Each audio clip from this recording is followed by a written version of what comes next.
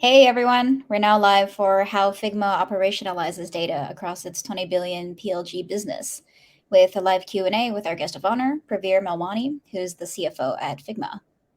We're going to give people a few minutes to trickle in, and then in the meantime, we have a poll. So click on that poll tab on the bottom right to answer. Does your company use a product-led growth strategy? So we have a couple of options in the poll. Number one, yes, and it's very effective. Great, good to hear that everything's going well. Yes, but it could be a little bit better. Or no, but I would like to. So you're in the right place. There's also no, and it's not the right fit for us. Totally fine. And then last option is what is product-led growth? So also you'll learn a lot about that today. And while people are answering, Praveer, could I ask you, how would you define product-led growth? Yeah, and hey everyone, really great to be here, and I appreciate you guys for having me. I'm excited to share a little bit more here. By no means I'm going to say I'm an expert, but the way I think about it, I mean, product-led growth to me is how it means that your product is almost centering around your go-to-market strategy and generally your business strategy. For us, it's taken the form of having your end users having had a ton of familiarity with the tool prior to having to make a purchasing decision. And so for us, that means that they have access to a free tool. And from there, they can then upgrade to a professional offering. But I think the unique thing is once that affiliation is there from the product side, the pull is so strong that it can create almost this beautiful flywheel that can start to emerge, where the more people that they're then sharing it with, you continue to get the more features that they're then exposed to. You end up with these viral loops that build off each other, all again centered around your product and the way that you've orchestrated the offering on a go-forward basis. Yeah, I would also add that, and I think Figma is a great example of that, right? It's like it's easy to start paying. Like I feel like that's the thing that we see a lot of. I see a lot of company doing PLG or trying to do PLG, and purchasing is actually you can get started, you can use the product, have a free trial, but like there's no easy way to just start paying $100 a month, right? I think like that's Figma, something that you've done like insanely well. It's like people start paying $20 a month, and next thing you know, you're paying $1,000, and then at that point it makes sense to talk to a salesperson to do a bigger deployment. I think that's like a very, very key component of like PLG. I think Figma did really well. So that's the only thing I would add to Praveer comment there. But yeah. Great. What are the Katie, how's the poll doing? Here. Most people are saying yes, we're using a PLG strategy, but it could be better. So that's 50% of the votes. 29% of people say no, but I would like to. 14% of people say yes, and it's very effective. And 6% of people say, what's product-led growth? And so far, no one has voted for it's not the right fit for us. So we have a very educated and qualified audience. Props to everyone out there. Cool, let's get started. I'm Katie, I'm your host for the day. You can also call me MC Flamingo, which is our mascot at Census. Just a couple of housekeeping reminders before we get started. Number one is please submit questions to the questions tab. That's right next to the poll tab on the bottom right. So don't use the chat box, make sure to use the questions so we can keep them all in one place. We'll have some dedicated Q&A time at the end where we'll be answering questions from the questions tab. And you can also upvote your favorite ones. So if you see a good question, upvote it so it gets pushed to the top. And just to note that since there are ongoing proceedings, we won't be taking any questions about the Adobe acquisition. But as you hear, Praveer has gone through an incredible journey to get to this point that you can ask him about. And everyone will receive the recording at the end. So I'll hand the mic over to Sil to kick us off with some introductions. Thanks. Right. So hi, I'm Sil. I joined Census a bit more than 2 years ago. Fun fact, my first task when I joined Census was to actually meet Praveer and his team to do a customer story on how Figma used Census. So I got thrown into the deep end. Since then, I've been leading all our go-to-market effort here at Census, and from growth, sales to operation, and that's basically about me. And so, Praveer, let's do a quick round of intro for you, and then we can jump right in. Yeah, great to be here again. Yeah, I've been at Figma for just over 5.5 years now. joined when we were about 25, 30-ish folks. I think we joined the same day we decided we want to start charging people. And so I think they took a little bit of direction from me joining the company there. But it's been fun. I mean, we've scaled the company to nearly, it will be about 1,100 people by the end of this year. I think we'll have offices just, around the globe now. It's been really cool to see the product evolve, the customer love evolve, and us build like this business that is touching so many people around the world. That's awesome. Can you show us the next slide? There we go. So I was, before this kind of like conversation with Praveer, I did a lot of research and digging, and I found this tweet by David Sachs that I thought like was super interesting because it kind of like tries to estimate kind of like the hockey stick growth of Figma, right? And I think the thing that's super interesting is like you really, your life at Figma was like from the beginning of, like you said, like we started monetizing all the way to the acquisition and then some, right? To me, the interesting thing is like there's like some clear phases here. And this is kind of like what I'm going to use to kind of like ask you questions. And so we'd love to go back to what you just talked about when, hey, you joined Figma around like 2017, right? And so we'd love to hear a bit like, why did you join Figma? What was kind of like a mission to kind of set the scene of this conversation? Yeah, so I was looking for an opportunity to find a business where I one, the customers absolutely adored it, and two, I could feel like I could go and have some impact with the organization. And I think that, so my background prior to Figma, I started my career in investment banking, spent a little bit of time at Dropbox, worked at a company called NerdWallet before joining the team over here. And I felt like I could bring some expertise on what it means to build and scale a software business, and I saw that at my time at Dropbox. And I looked around at what the team at Figma was about to go through as they were in talks about flipping on monetization for the tool. And I thought there was a lot of opportunity for me to marry both the finance side, the data side, as well as some of the operational pieces to help guide and structure teams. And it's interesting in that, like, though the product was pre-revenue, there was a ton of love out there. I mean, there was maybe 6,000 or 7,000 people following it on Twitter, and each individual absolutely loved their interactions with the company. And you can tell even from early on that though the product was completely free, the user love was clear and evident. And then I'd spend a decent amount of time trying to understand the types of customers that were there. And it spanned your mom and pop individuals all the way up to large enterprise. And that was consistent from day one. And in my head, it was like, well, if that's then true, there's got to be something here that I can ultimately be helpful with. At that time, like you said, you was 25 people. Like, what was kind of like the state of things when it comes to like, operation, like in a sense, right? Like, what was like kind of tools? Like, it was pre-revenue, but you were hiring people. So what was the state of things? Yeah, so when I say 25 people, I'd say about 20 of them maybe were on the product and engineering side, and we had about 5 of us kicking on the business side. So we had a couple people on support, a couple people on marketing. We had a COO at the time, and then maybe like an office manager who doubled as a people person. But the stack that we used, I mean, we were, as we were building into having a tool that we could monetize, we built everything around Stripe. That's where both we were doing subscription management as well as invoicing and billing was done out of that tool. And it was how the team was orchestrating that. And on the financial stack, I mean, we were using NetSuite. We were really early to flip over. Wow.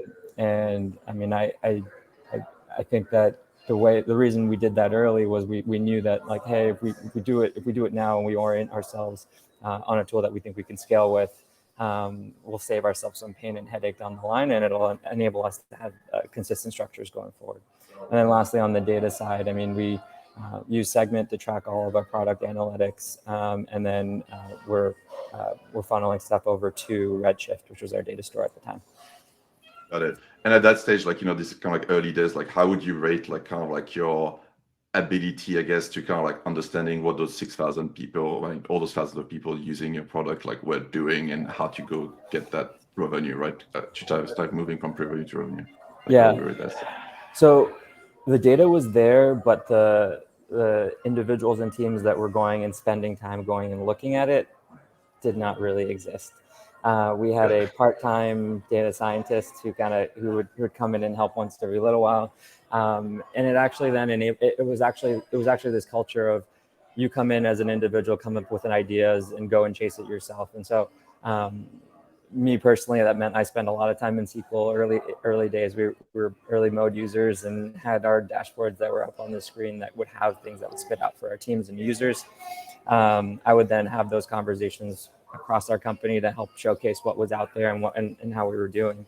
And then actually one of the first few things that I did in partnership with that data science individual, as well as our head of engineering at the time, was create a set of dashboards and metrics that could help us understand both potential and then both potential as well as existing sort of performance to help us build our model for the go forward side of our business.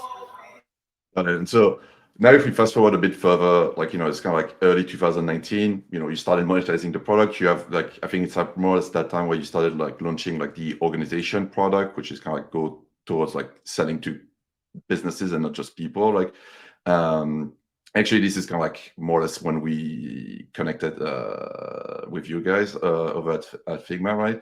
And so kind of like talk to me about like the tipping point when you realize that, like how you're going to work with data is going to change, right? Like, I mean, you just talked about dashboarding, like what makes you like, okay, now we need to do more with our data. Like what made you realize that? Yeah, I mean, if you think about it, at the beginning, we launched with a self-serve only product. So you were having to put down a credit card in order to procure Figma, and you could only do that by buying the professional version of our tool. And to your point, as we were introducing our orgs plan over time, it required us to then think through how we wanted to evolve some of the relationships that we had with individuals that started on a professional tier. So one of our larger customers was Microsoft, and originally they started and we would be surprised when they bought 100 licenses on a credit card, and we're like, well, this is great, but it means that there's likely a larger opportunity there, and that will require us to thoughtfully put together the puzzle and have an individual and a sales team that was goaled at going and increasing that share wallet. And so as you think about like broadening the scope of individuals, or rather the types of individuals that are being pulled into this process, you need to help them have the same set of context or rather have even more context, so that when they walk into a conversation with someone like Microsoft, that they can do it in a principled way.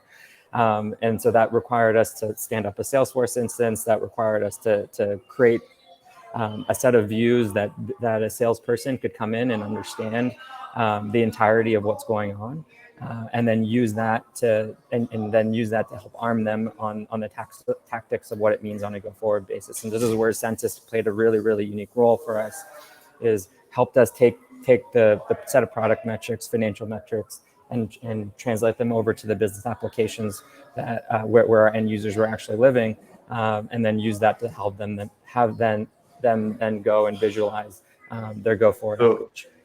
So how does that look like? At that time I was like, I was a seller joining Figma. I'm in Kyle's team, right? Like how does that impact my day to day? Like, I wake up, I go to Salesforce. Like, how does that help me achieve my quota, I guess? Yeah. So because we had a whole bunch of information on the free users, even folks that had purchased on our professional tier, and we knew we had full context over all the domains that existed within our systems, the way that we had architected our Salesforce instance was essentially a domain equaled an account. And within the context of each account, we would ascribe a book of business to an individual sales rep. So say you have a book of business, you have a set of domains, and if you click into each domain, or rather, even if you didn't even click into each domain, you would have a summary view of the relevant metrics that you could go and tier outreach along. Okay, in that list of domains, who has bought a pro license? How many active users are there? Who is the individual that's the most active and invited the most number of people? And so you can tier your outreach based off the metrics that we had, or rather based off the context that we had built on a mix of both our free and professional tiers.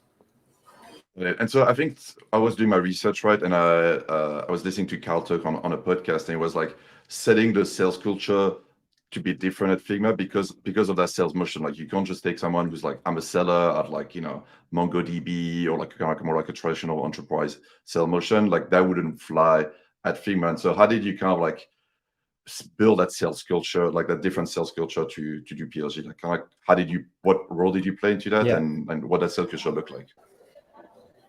Well, I think the thing that is different there is each of our sales individuals early really understood our product and had empathy for our end users. And so the demo portion of our sales interviews were so crucial to the way that we brought in our early sales team, because we wanted that if we're going to arm them with information to go after and find the champions of our tool, those champions tended to be designers in their own right, and we wanted the individuals that were having those conversations to be fluent in the types of relationships that they were then going to build.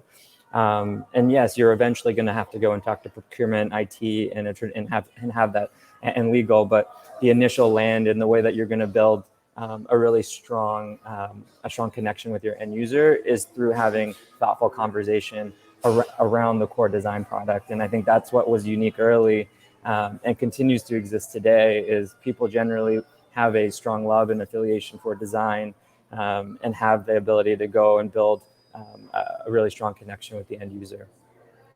Curious, does Figma salespeople use Figma to do pitch decks or not anymore? Or at least did you do it in the past? Totally. Yeah. Totally. I mean, everyone in the company, it was one of the things even I had to learn how to flip over from a world of PowerPoint and Excel to how do I make this all look pretty in Figma. And I mean, everything from the way that we do, I mean, even the way that we run our meetings today in FigJam, like our brainstorming or even planning conversations, all the way through to the way that we create our board materials and slideware in Figma. There's actually a ton of really cool plugins and widgets that you can apply to make these processes easier over time. And I think as we continue to go and change and navigate who we're selling to, end users like me and our salespeople are going to have a lot more voice and say in how we craft the go forward structures of what our products look like. That's awesome to hear. And so I want to go back to what you were talking about data, right? Because like early days, you said like you had a part-time data scientist, and then, you know, Census came in, you put like the data in front of like the sellers to help them hunt for like this kind of white space revenue on those accounts like Microsoft, right? And so what was kind of like your overall vision of data, like going forward? Like, you know, because that at that point, I think data was like reporting to you. Or like data always lived in our engineering team, but okay. The team that I was building, I made it very clear to them that they needed to have, that data was going to be a really clear part of their day to day. If they hadn't yet learned SQL, they were going to learn it within the first few months. If they didn't yet understand what it was like to work with a product team, they were going to have to figure that out really quickly, because that's the way that things were so intertwined, especially in a business that leaned on and where you needed to have a strong understanding of how our product worked before you can go and position any sort of either financial model or business strategy, that you needed to have that ownership. But I mean, my view of it was like you always needed to have. I wanted to have a single source of truth for all of our business applications. So the same data that was living in Salesforce was the same data that we were reporting out in our board decks, is the same data that was then driving how we would create segments for our marketing tools, and that required us to have everything live in Snowflake, and from there move beyond that. Got it. And so that's super interesting. So if I was joining your team, like your operation team, like I was like, yeah, you don't know SQL, you're gonna go on a SQL course for like the first 3 months. Like that was kind of like a requirement almost, right? Yeah. I mean, it was here. I mean, and I walked in having a cursory understanding, but I think if you're going to go and test me now, I'm pretty damn fluent. And I think similarly, you learn by doing, and you learn by necessity. And I really do think that I positioned it as a way to learn our business really quickly and answer your own questions, and feel like you have the ability to not just answer a question, but also then seek out your own hypothesis, which I think then enabled our teams to have that much more impact within the organization as a small and nimble team early. Would you say like for like PLG organization, right? Like there's also like a shift in culture or practice, right? From an operation point of view, it's like you need to be a lot more data driven almost. Like it seems like when I hear you talk about like, you know, this person, you're going to run SQL because you need to create a source of truth. You need to build your own hypothesis, and it's a very much like self-serve motion here. Is that correct? Yeah, I mean, I think early on it was super important. I think where we are today, I mean, we have a large and scaling data science team, and they've done an incredible job standardizing on a set of reports and tables that don't require you to go and jump through the hoops that we did early on. But I do think it's really important, especially when you don't have many people, and you're still trying to, and you're really trying to figure out how best to orient your go-to-market strategy to encourage others to become fluent and have their own ideas and chase them.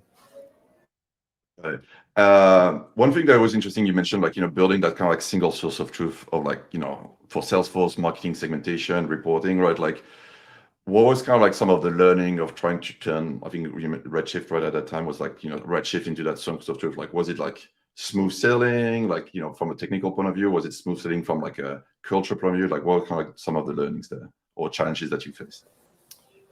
That's a good question. I mean, it's definitely iterative. You're never going to have, I mean, things are always going to change a little bit, and you just have to be comfortable that they are going to do that.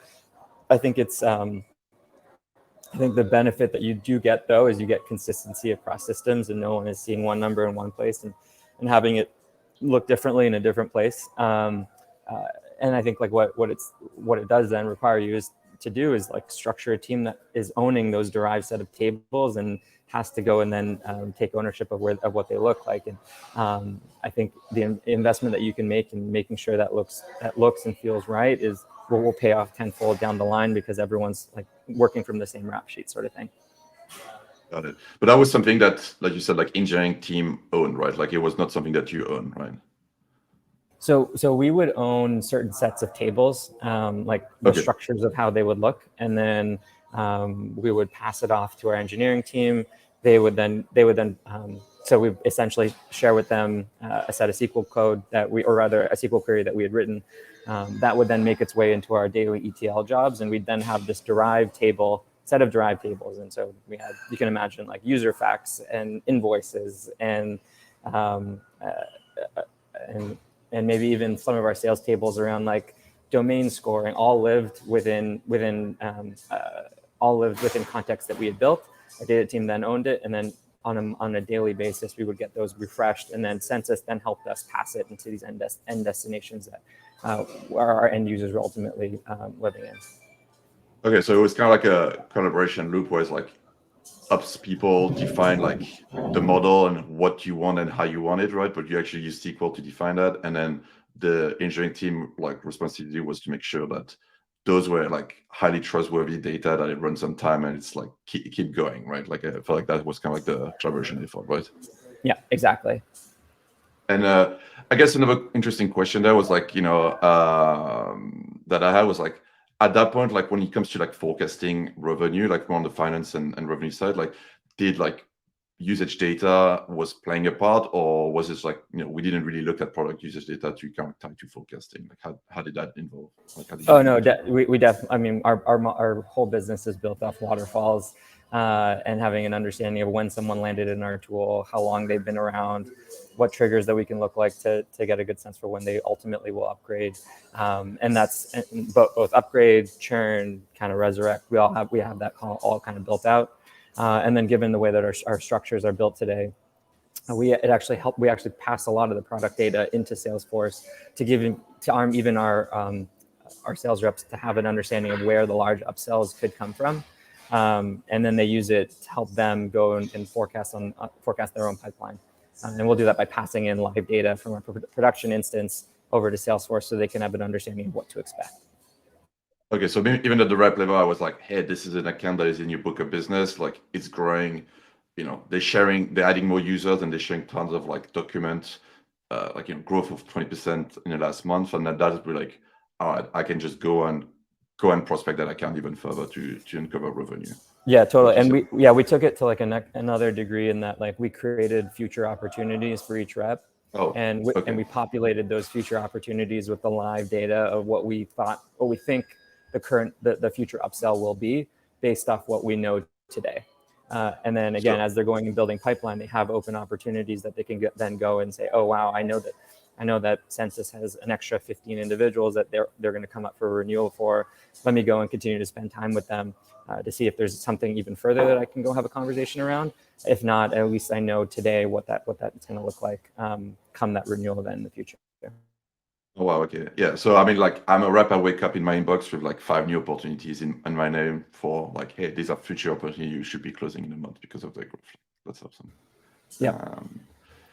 That's awesome. One of the questions I think that is kind of like relevant to what we just talked about is actually it's like the most upvoted one from the question box so far is like, what type of things were tracked in the early dashboard that were created by the data scientists you mentioned, right? Like what were you tracking in the dashboard, if you remember? Yeah, I mean, for us, it was a number of things that were unique to our business. So we look at a domain, we look at the number of active users, the number of teams, the number of projects, like who are the individuals that ultimately are going to help us become the champions over time. So who is sharing the most, who are the most active individuals, who've created the most teams. But then beyond that, we'll also pipe in firmographic data. And so we enrich the domain to have an understanding of like, where are they, what industry, what is their total employee size or revenue base to help us understand like what potential could look like. And then we had like a few very specific features that were unique to our business that were good predictors of future monetization potential, and they tended to be correlated with our paid usage. So like, have you created a set of components? How many projects have you used? Those sorts of things that then became indicators for us on a go forward side. Got it. Okay, good. So let's forward to like the last phase. So like COVID hit, and it's also like when Figma took over the world, right? Like you had like unicorn status, things like that, right? And so like tell me a bit about like how did you kind of like build some structure, because I think this is also more or less around the time that you started to do like internationalization. So it's not just like a couple of sellers going down the gold mine, and finding all the Microsoft opportunities. So how did, as an ops leader, like how did you build that structure, like from a territory point of view, but also like kind of like onboarding these new reps and making sure they are still selling the right way, the right culture, as you mentioned? Like, let's just dive right there. Yeah, so I can speak a little bit to it. We actually had a separate sales ops team that did a lot of the fantastic work here. But to your point, like as we were going and thinking about where we put boots on the ground, and boots on the ground is a little bit funky in a virtual context, but it still mattered. And we looked at, okay, well, where are our leads coming from? If we're going to go look at our existing books of business, like how can we align having individuals sit closer to where we have large buckets of pro usage? And we then would go and scope out and say, okay, if we know that on a go forward basis, we anticipate X number of leads, and there's this, and there's X, and there's Y book of business, we can create rep territories that are going to be impactful for a total number of individuals of a certain size. And so that was generally the thinking there. And it was something that we had to evolve fairly quickly. Like you were going to be in these scenarios where an HQ is in the US, but a subsidiary is in the UK. And so how do you then go and decide what lives where? And so we essentially had to evolve. I mentioned earlier, like this hierarchy where we had domains equaling very specific accounts. We then had to come up with a unique set of mapping to say, okay, well, not just every domain should have its own opportunity, but you have a parent domain, or even we eventually evolved it to be like a corporate parent, and there's no number of subsidiaries, and you create rules of engagement to go after and attack it in that way. I think something that you mentioned that is interesting is like, driving that international like expansion was like, hey, looking at our Booker's business, they're like, oh my God, we get ton of customer coming in from Europe, for example, right? Like, did you just look at like data, and was it like because it was mostly inbound demand that you get, and so like the causation of the inbound demand was like, okay, we're gonna build an office there because we have lots of customers there? Or was it more driven by something, executive team was like, we need to go and dominate like Europe on the market, so whether we have customer there or not, we don't care, we're just gonna go there? Like what was the approach, and how was important, like how did data play a role in there? Well, it's a good question. I think like we started from a place where we were. This is a very fortunate position where we're kind of dealing with a lot that was coming to us, and so the very basic level, it was like, let's go and make sure that we're creating a good experience for all of our end users. And so it very much was like, where do we have large books of business today versus to the point that I think you were making, is like, where is the future opportunity and where could it be much larger? We're constrained a little bit by having an English-only tool, US dollar only product, and as a result, you kind of have to be a little bit thoughtful about where you put people, given the resourcing that you have right now. I mean, you fast forward to where we are today, and I think that changes a little bit. We come up with places where we know that we have where we can perceive that they should have much larger contribution to our overall business. They aren't today, and so those end up becoming areas where we can go and invest further. So Japan's a prime example of that for us. Where we just stood up an office there earlier this year and brought in a leader, and he's done a fantastic job building an organization. But prior to him joining, we did not have a localized product in Japanese. We did not bill in yen, and so you're dealing with more headwind there than you would have normally, and as a result, we were limited. If we just looked at our existing book of business on what we would have thought the potential to be. And so you then have to then marry on, okay, well, where's total IT spend in the world? Like, how can we use that or looking at LinkedIn data to help us understand where do the designers or product teams sit in the world, and then inform our international expansion based on more than just where we're currently winning. And so like that's super interesting, because I think, did you see any kind of like shift in like data pattern based on like the cultural side of the internationalization? Like, like you see different type of roles using Figma, maybe in different territories. And so like all the assumption that you had around like your data model like started to be wrong every expansion, or like was it mostly, the way people use Figma and buy Figma is mostly the same around the world? It's fairly consistent. It's something that I'm not. I don't want to make a judgment without having looked, but I believe it's fairly consistent. It's at least today, it's a consistent sales model in motion that we've been using. I think the maybe push that we get in certain regions is going to be different. I mean, especially now with a strengthening dollar, we're not able to sell in regions that have lower purchasing power in the same way, or maybe at the same velocity as we would have prior, and that requires us to make thoughtful decisions and trade-offs on what that looks like and means. And but if I'm thinking about usage, I'm not sure I can point to very specific differences in usage. Yeah. So a couple of things like that you mentioned at the beginning, you did that big investment like early on like the NetSuite, creating a single source of truth like early on, right? Like, did that ended up paying off? Like now where you are, like, this like was like a smooth sailing because you did those big technical investment early on, or was it actually internationalization like throw a spanner in the machine? Like, we'd love to hear your thoughts on that.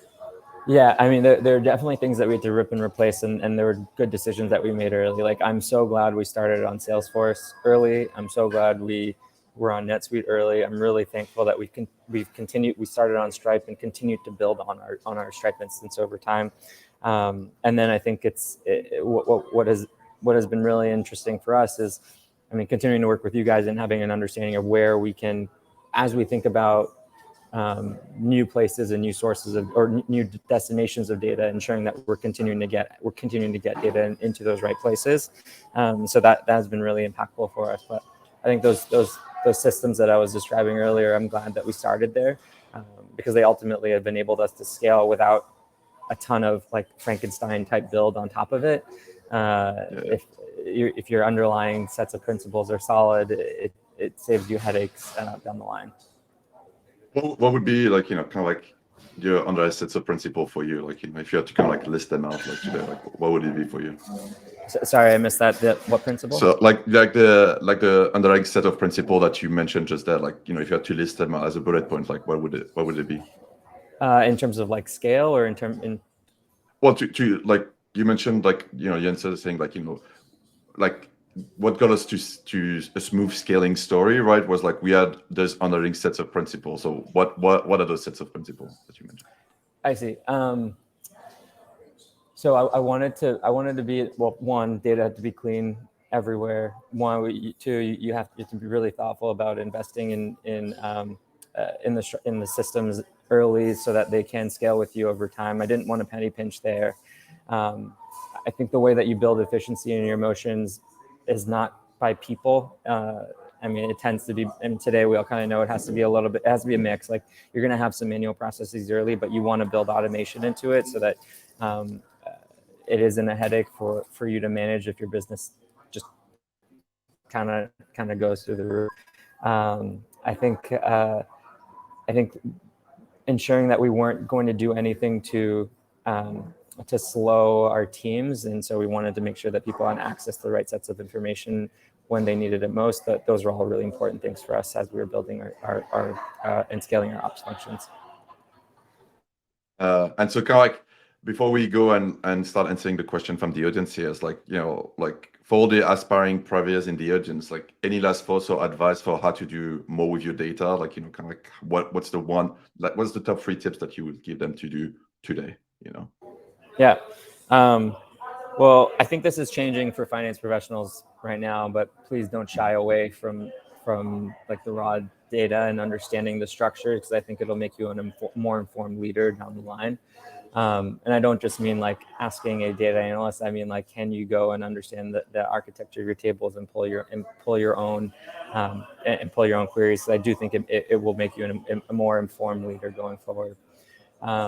2, I think like don't like ask the next level question. Don't just look at the surface level answer. So it's one thing to look at like an expansion rate and see and model out your business off an expansion rate, but it's another thing to look at, okay, well, what's the thing that's driving that expansion? Is it the addition of new individuals? Is it a certain type of sharing activity? Is it, I mean, it could be X, Y, and Z things, but I think asking the so what and asking the why behind it, I think and then using that to inform strategy will be really helpful. And then I think lastly, the relationships that you build, or rather the relationship that you build with if data isn't rolling into you, but I still think it's really important for the relationship between a finance org and your data team and your ops team all to almost live within a singular pillar. Operating in silos will create inconsistencies, and I think inconsistencies will erode trust. And if I think about what has enabled me to scale, it's the fact that I can go to our board, I can go to our leadership team, and with confidence tell them what our numbers look like one, in a really quick turnaround, and then 2, with a high degree of certainty. They then are like, okay, we trust you, we trust the forecast, we trust the actuals, and that all then comes with a strong understanding of how those pillars are all intertwined. That's an awesome answer. So going back to the basic, like one of the top questions from the audience is like, you know, can you talk a bit about like the architecture and system for like getting that PLG, like the product data, sorry, in front of sales? Like, you know, you mentioned segment, you mentioned census, you mentioned Salesforce, like kind of like how did you make that happen and how does that look like? You know, if you had to kind of describe the diagram a little bit. Yeah. So I think we use a bunch of, so we use census in certain places, and then out of the box integrations and others to pipe data into Snowflake. And once the data is in Snowflake, like I was sharing, we run our, today we're using dbt, but prior to that, we had a homegrown sort of ETL that we were using to essentially stage the set of derived tables that we're going to pass off into our business applications. So we've been talking a lot about domains and the scoring and the attributes. And so we have a singular domain stats table that architects everything down to the domain level that runs and lives in Snowflake each evening. We then use census to pass it over to Salesforce. And so what that means is we take the entire table. They have unique identifiers, and we create a separate object in Salesforce. They have unique identifiers in Salesforce. And that passes over to Salesforce using census on a daily basis. Actually, it syncs even more than daily now. I think we have our syncs going maybe a couple times a day. Once in Salesforce, you have the opportunity to have it flow have those objects populate in as many ways as you want. The way I imagined it, always working with the team at Census, is like you have these floating objects. You can write your local Apex code in Salesforce to have it visualize and whatever workflows that you'd want in the context of that environment. So I would work with our Salesforce developer. You'd architect it in a way that would flow nicely so that it visualizes and lands in the right places for your sales team. And then your sales team is then consuming it in in the dashboards that they have already created for them, in the reports that they have sent to themselves. But that's ultimately how that workflow will work. I have a follow-up question on that answer. Kind of like you mentioned, like, okay, you have this, foundation of data you can trust, you're syncing it to Salesforce, and then in Salesforce, it's like kind of like, hey, people can do whatever they want as long as they use the right data. And so you mentioned like things like building views and workflows. Is that something that you as the operation leader at that time was pushing to the sales team, or was it like Kyle, the sales leader at that time, be like, hey, I need my sellers to have this view, and then you went to implement it? Like, how did that relationship look like? It was definitely back and forth. We would go and whatever we could visualize in Salesforce, we would. What couldn't, we would go and pull out in Excel. But it was like a back and forth conversation constantly around like what made the most sense there. And Kyle would be able to work with our Salesforce admin directly, but then he'd also work with us and our team if there were certain attributes that were missing and we wanted to add it. So that was always a really helpful part of the back and forth that we had. That's segueing into another good question that's Alan asked, was like, what was the approach to BI and reporting? Was everything like custom BI, or was also like vertical focus? Or, the product team had Mixpanel, Kyle had like something like Clary or using Salesforce dashboard. Or it's like, if it's not in mode, we don't report on it type of like approach. What was the philosophy there? At the beginning, everything was in mode. We even then used to have our sales teams in early days would like toggle between both mode and Salesforce, because they would have, there would be certain instances where they'd want to create a visual for the customer, and having the team ID, having that visual wouldn't necessarily have lived in Salesforce originally. Over time, we've evolved it. We have most of the go-to-market teams living out of views, standard sets of views that are derived out of Looker today. And then in the context of Salesforce, they're using local dashboards, but then we've now also instituted our own forecasting methodologies and tools, and are rolling out Clarity right now as well. Got it, right. So it's like everything at the end of the day is like just visualization of like the source of truth, which is like Snowflake nowadays, right? Like as long as it's pumping from this, it's kind of like, okay. Totally. And what we do is we even take data that we create in Salesforce, and we pipe it back over to Snowflake as well. And so if there are ever reasons for us to add that context into other areas, we have the ability to do that. Another good question, kind of like as a guiding principle, like Mayuri asked, what's Figma's North Star metrics? Like, do you have more than one? And I guess the additional question that I would ask on that topic is like, did it change over time?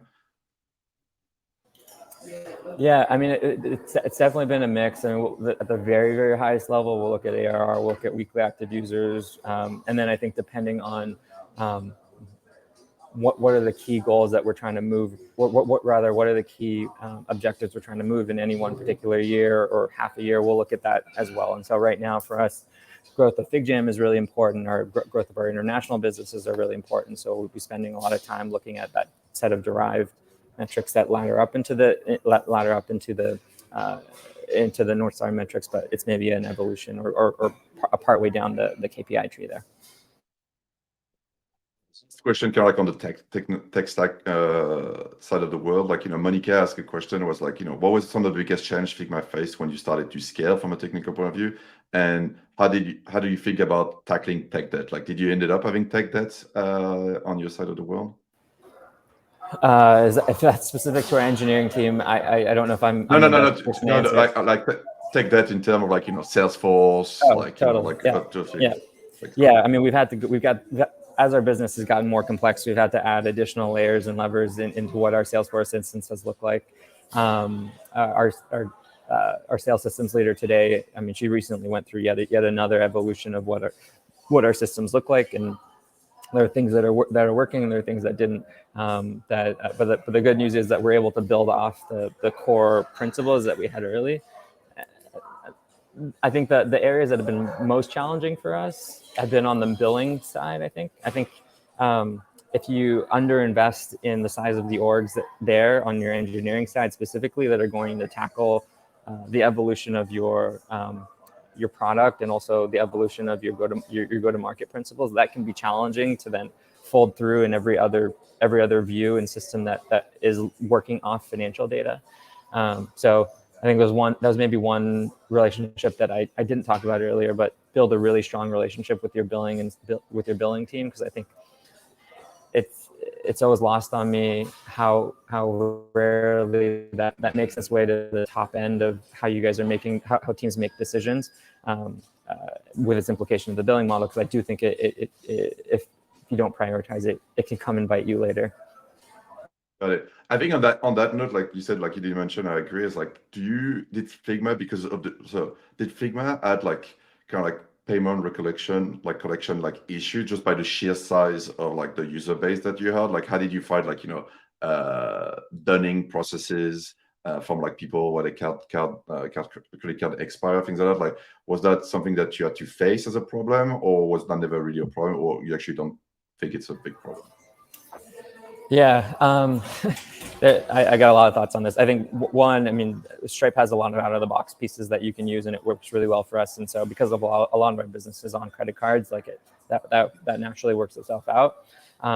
For the parts of our business that are sales-led and receive invoices, we've built a lot of ways into our product itself to inform individuals and end users that their account is out of compliance, and using that to drive individuals to come back and pay quickly has been really helpful. What that can take form is, if an account is out of compliance, you can almost have like a small banner that then visualizes to then inform, because sometimes people just are not aware that they're out of date. So that's been helpful. And then we also then lean on we have a small RevOps team or revenue operations team on our accounting side today that will go and outreach, but hasn't been a large concern of ours just yet. Switching gear, I think this is an interesting question from Manoj here. Was like, how did your salesperson determine who was the decision maker for the enterprise sales? Like, was this traditional method? Did PLG help? Like, did you use like usage data to uncover who's buying Figma in those large organizations? Like, how did that work? Sorry, I missed the first part of that. So is the question more along the lines of like, how did the sales motion work? No, so it's like around like finding the decision maker, right? So I'm going to do some assumption like on the behalf of managers, like, you have this inbound people coming in, they're starting this pocket, or at Microsoft, you have like someone buying 100 license, like, but you have no idea who's the decision maker or things like that. So did you use like product-led growth like data to identify who's the decision maker, or was it like a more traditional motion? It was like you went to LinkedIn, you were, okay, this person is like the head of design, it's probably the decision maker. Like, how did that work out at Figma? Got it. It's a little bit of both. I think the people that you can find through product data are likely going to help you find your champions. Mm-hmm. So who are the people that want you to be successful? And once you find them, they can help you map the organization fairly well. And so it's like your traditional sort of discovery that's going to happen as part of that sales motion. But we do a fair amount of LinkedIn stalking and back channeling to find those ultimate people. But like, I'm a salesperson. My kind of like first point of contact is like, I'm going to go to Salesforce, and I should have a view saying like, hey, in this organization, this person is like an admin of the account. He's the person who's using the most of our product, or he's the person as that is in the product with the most seniority title, and I can actually, that's my first point of research, basically. You could definitely do that. We'll also then, I mean, our sales team uses Sales Navigator, I believe, as well, like the LinkedIn tool to help them understand and prospect. And I don't think it's like a one size fits all. It's like, hey, if this is an additional tool for me to use and I can lean on the product data that I have to inform my outreach, I definitely should do that. But I think our sales team is fantastic at doing discovery, and that traditional discovery is going to continue to be important, no matter your go-to-market strategy, like product-led or tops-down. Got it. A very similar question on like how the sales team like use data. Like Paul asked, what behavior was strong signals of intent to upgrade? Like, because you mentioned of like, this kind of like future opportunity creation. Like, what was those kind of like signals that you used to create those opportunities or upsell opportunities? So the upsell opportunities are slightly different. I mean, it was based off the way that our contracts are structured. We come back to customers quarterly, and so we had those regular cadence of knowing that they're going to come back, and so that for us was simple for us to go and forecast. The ways that we would look. So let's say I have a bunch of if I look at my book of business, I'm trying to prioritize outreach. The way that we structured our org or enterprise products was primarily suited to organizations at scale. So if you're, say you had a large number of pro teams, and the very clear narrative that we can take back to you is like, hey, if you want to consolidate billing and reporting, if you likely need some advanced reporting and security functionality, that would then be the pitch, and it would tend to be correlated with general and overall size of the account and size of the footprint within a particular domain. Okay, so how many? If I'm a sales rep at Figma, like how big is my book of business in terms of like domain or account, as you were saying? Just to understand a bit better.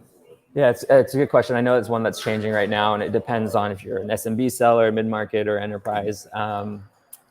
So I'm not sure if I have the specific number to share with you. Yeah. Okay, but like, so I have this book of business, and what you're saying is like, hey, I own the, Microsoft account, and I'm going to be able to see like, hey, there's like 12 pro teams in front of you, and that's going to, as a seller, I'm going to get a notification or some sort that tells me like, there is 12 pro team in this Microsoft account. Now go run this kind of like upsell play that you just mentioned, of like consolidation play, that you just mentioned. Like totally, yeah. I mean, there's maybe not an explicit notification, but as you're building your strategy around like how you want to go and attack that book, like you have all that context in order to help drive and orient your conversations. Got it. So there's a couple of questions that are very similar about like, around SQL, because that kind of tripped up a lot of people. Like one person asked, companies like, Manoj asked, like, is there a specific course that you send to people, like that you send people to test SQL? It's like, hey, go do this course on, Udacity or something like that. Like, is there anything that you recommend there?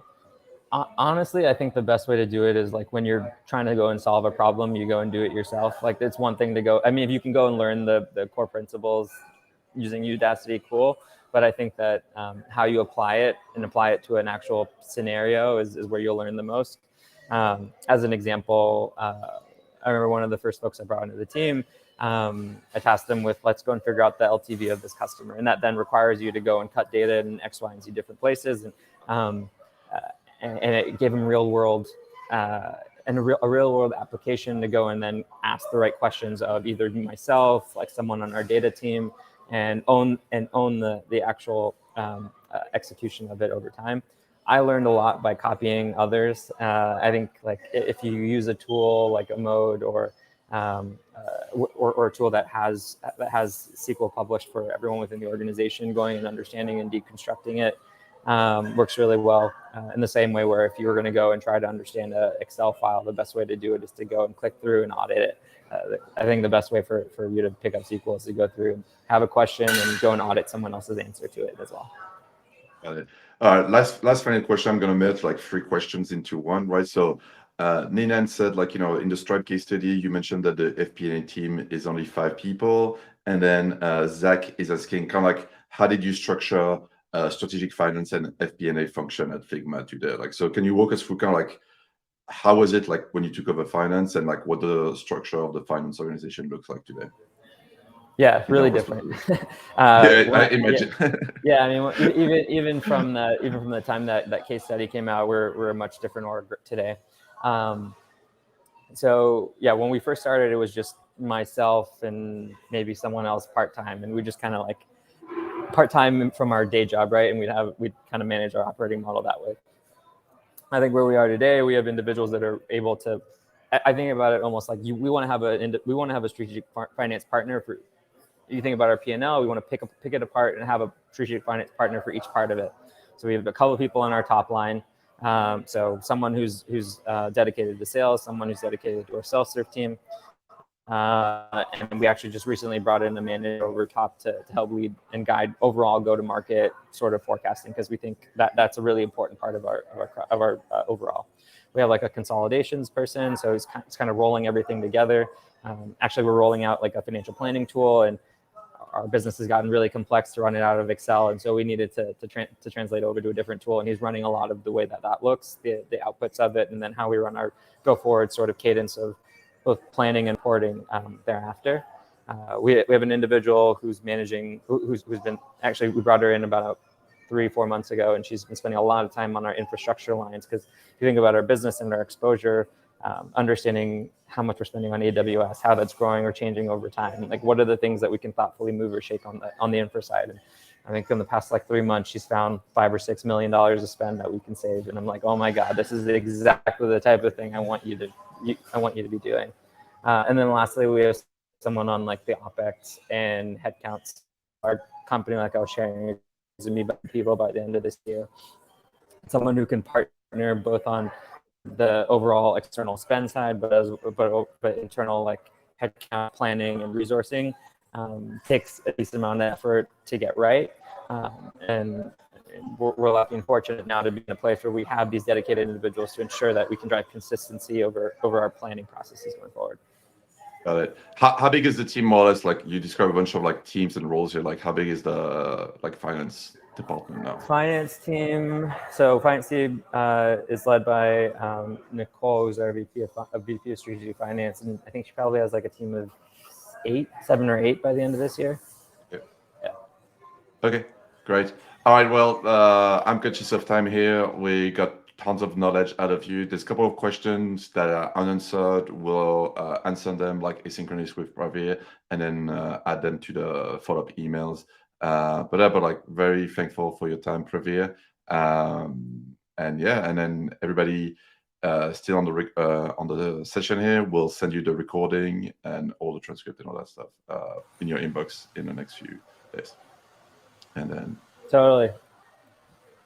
Thank you for having me, and I apologize for being in a coffee shop. My internet went out at home, but hopefully this was helpful. No, it works. Last parting words from you, Katie. Thank you, Praveer, so much for your time and for joining us. Thank you, Sil, for moderating. Just a shout out. Connect with Praveer and Sil on LinkedIn. Join our data practitioner Slack community, the Operational Analytics Club. We do a lot of events on data education. You can join the Slack community, ask questions to your peers, learn, grow. So definitely check out Census, check out the Operational Analytics Club, and have a great day, everyone. Great. Thank you, everyone.